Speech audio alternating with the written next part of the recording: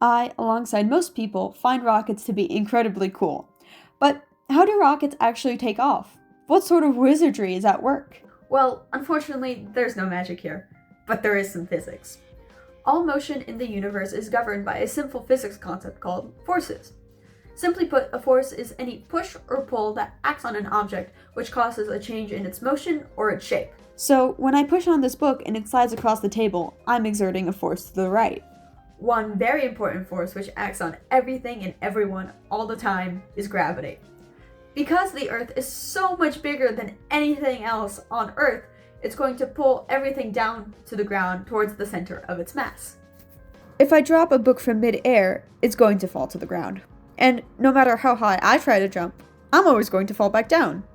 Without gravity, everything would be floating all the time, and imagine how inconvenient that would be. So wait, if gravity is so strong, how do rockets leave the Earth at all?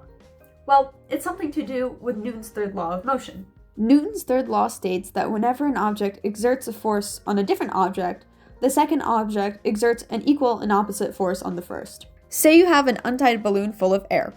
When you let go of the nozzle, the air begins to escape out of the balloon.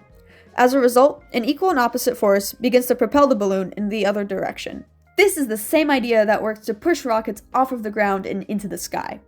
When rocket engines begin to combust fuel, they release the exhaust gas created during combustion out of the engine, in the same way the gas escapes from the balloon.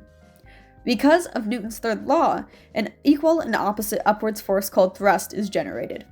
Since the engines of the rocket are so powerful and are able to combust lots of fuel very quickly, they're able to generate just enough thrust force in order to beat gravity and lift off from the ground.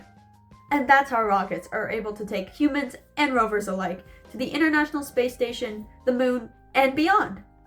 I hope you have a good day, and thank you for watching. Bye-bye!